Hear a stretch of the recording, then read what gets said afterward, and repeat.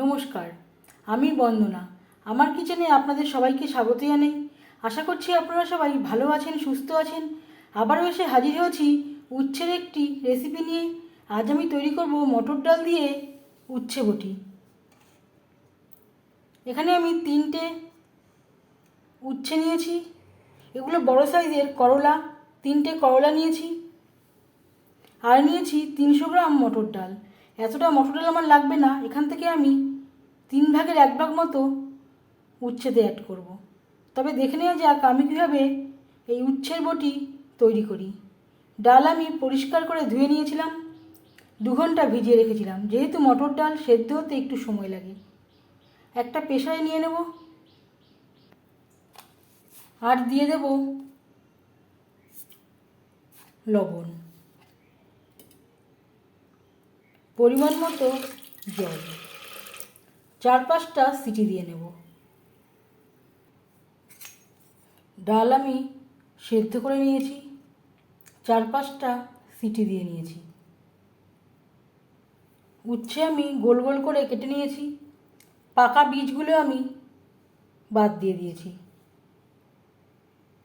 উচ্ছে বটি তৈরি করার জন্য কড়াইতে দিয়ে দিয়েছি 3 চামচ রিফাইন্ড অয়েল। আমি রান্নাটা রিফাইন্ড অয়েলে করছি, আপনারা চাইলে যে কোনো কুকিং অয়েলে করতে পারেন। ফোড়নে দিয়ে দিলাম একটা শুকনো লঙ্কা। এতে ঝাল হবে না, লঙ্কার ফ্লেভারটা আসবে। 10-15 সেকেন্ড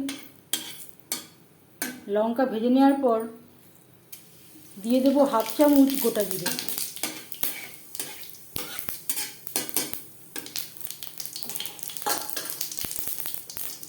লঙ্কার সাথে জিরে 10-15 সেকেন্ড ভেজে নেওয়ার পর দিয়ে দেবো টুকরো করে কেটে রাখা উচ্ছে।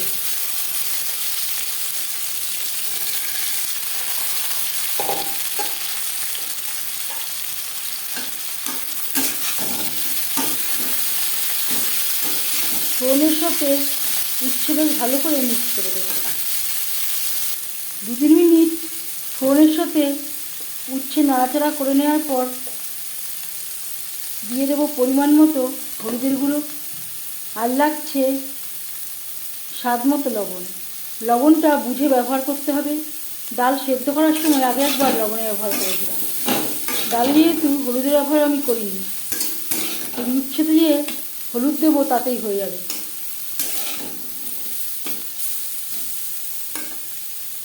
ফোড়নের সাথে হাই টু মিডিয়াম ফ্লেমে 3-4 মিনিট উচ্ছে ভেজে নেওয়ার পর দিয়ে দেবো সেদ্ধ করে রাখা মটর ডাল। আমি এখানে সামান্য পরিমাণে জল অ্যাড করেছি ডালের সাথে।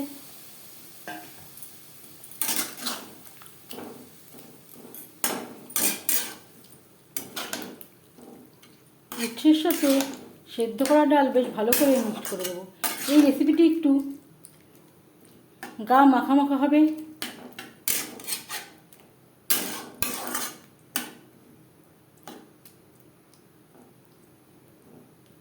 উচ্ছে খুব বেশি ভাজার প্রয়োজন নেই, মিডিয়াম ফ্লেমে 4-5 মিনিট ভেজে নিলেই হয়ে যাবে। ডালের সাথে উচ্ছে সেদ্ধ হওয়া পর্যন্ত অপেক্ষা করব।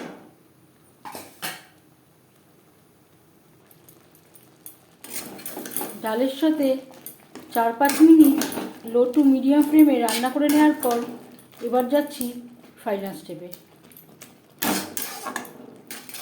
উচ্ছে বেশ ভালো করে সুসিদ্ধ হয়ে গেছে, গ্যাসের ফ্লেমটা অফ করে দেব। 5 মিনিট ঢেকে স্ট্যান্ডিং টাইমে রাখবো।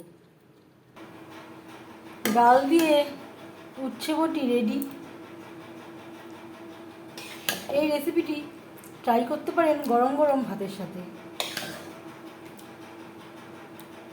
10 মিনিট পরে কেমন হয়েছে তা আমি দেখালাম।